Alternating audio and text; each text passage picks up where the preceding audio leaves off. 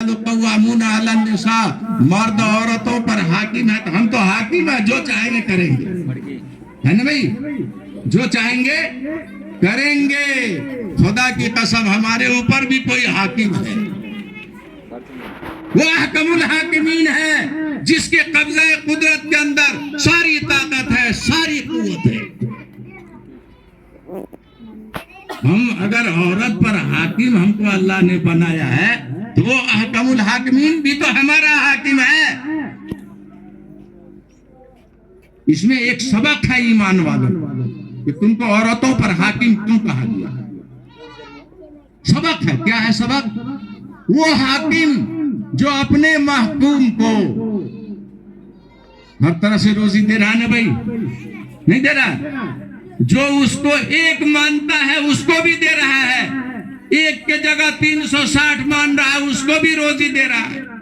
جو اللہ سے محبت کرتا ہے اللہ اس کو بھی روزی دیتا ہے، جو اللہ سے دشمنی کرتا ہے، اللہ کو گالی دیتا ہے، اس کو بھی اللہ روزی دے رہا ہے کہ نہیں دے رہا؟ حدیث میں حاکم کا مطلب یہ ہے کہ حاکم جو تم کو بنایا ہے تو اس کے اندر ٹیڑھا پن ہے، پکڑنا مت، گرفت میں مت لینا اس کو، اس لیے کہ تم اپنے حاکم کو دیکھو، تم کتنی نافرمانی کر رہا ہے۔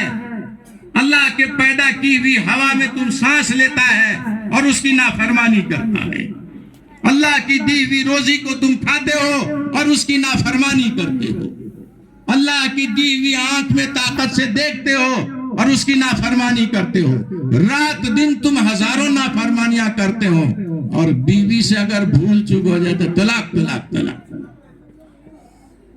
یہ حاکم جو بنایا ہے ایک بہت بڑی ذمہ داری دیا ہے، فرمایا المرأۃ کالضلع ان اقمتہا کسرتہا، عورت ٹیڑھی پسلی سے پیدا کی گئی ہے، اس کے اندر ٹیڑھا پن ہے، اس کو اپنی حال پہ رہنے دو، پیار سے، محبت سے، نرمی سے فائدہ حاصل کرو، خبردار سختی سے توڑنے کی کوشش مت کرنا۔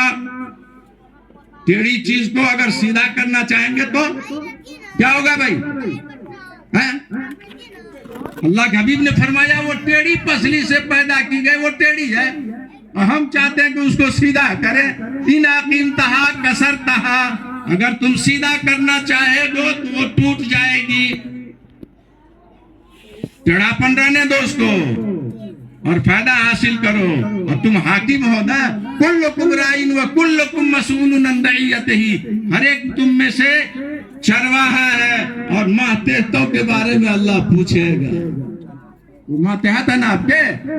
ایک جگہ قرآن میں کہا وَلَهُنَّ مَثَلُ الَّذِي وَعَلَيْهِنَّ، کہ اس کا بھی، عورت کا بھی مرے، نکاح جو ایک آدھا دین ہے، اس کا سنت طریقہ کیا ہے، نکاح کرنے کے بعد ایک عورت کے اوپر مرد کے کیا حقوق آتے ہیں، ایک عورت کے اوپر مردوں کے کیا حقوق آتے ہیں، اس کو معلوم کیجئے کتابوں میں، یہ میلاد کی مجلس میں نہیں بتا سکتے، وقت نہیں۔ باہر کہ بزرگوں اور دوستوں، نکاح ایک عظیم عبادت ہے، سنت ہے، اس کے مطابق ادا کرے، اس کے مطابق کیا جائے، اور پھر مسائل معلوم کرے کہ عورت کا کیا حق ہے، مرد کا کیا حق ہے۔ طلاق کے بارے میں تو بتایا، طلاق تو ناجائز ہے بھائی، فرمایا گیا حدیث کے اندر ان ابغض الحلال الی اللہ الطلاق، روئے زمین پر جتنی چیزوں کو اللہ نے حلال قرار دیا ہے اس میں سب سے گھٹیا، سب سے مبغوض طلاق ہے۔ یہ تو بہت ہی مجبوری درجے کی بات ہے۔ طلاق کے مسائل کو معلوم کیجئے، ایمان والوں کو اللہ تعالیٰ توفیق عطا فرمائے۔ بزرگوں، 3 طلاق جائز نہیں ہے ایک مجلس میں، حرام ہے۔ ایک طریقہ بتایا گیا عورت کو ساتھ لے کر چلنے کے لیے، زندگی گزارنے کے لیے بتایا گیا، مفہوم ہے، کہ جب میاں بیوی کے اندر انبن ہو تو پہلے نمبر 1 پہلا درجہ یہ ہے کہ اس کو زبان سے سمجھاؤ بجھاؤ. پھر بھی اگر عورت نہ سمجھے، دوسرا درجہ یہ ہے کہ زجر و توبیخ کرو، یعنی ڈانٹ ڈپٹ کر، آنکھ دکھا کر اس پر لائن پر لانے کی اس کو کوشش کرو. خبردار اس کے چہرے پر مات مارنا. چہرے پر مارنے کی ممانعت ہے. اگر کسی مرد نے اپنی بیوی کے چہرے پر تماچا مارا، اس کے اگر نشانات آ گئے، قیامت کے روز اس مرد سے جو اپنے کو حاکم سمجھتا، اللہ پوچھے گا جس لیے عورت کے چہرے کو ہم نے خوبصورت بنایا تھا، تم اس کو بگاڑنے والا کون تھا؟ دوسرا درجہ کیا ہے کہ تو ڈانٹ ڈپٹ سمجھاؤ. پھر بھی اگر عورت نہ سمجھے تب تیسرے درجے پر آؤ. کیا کرو کہ حکم کو تلاش کرو.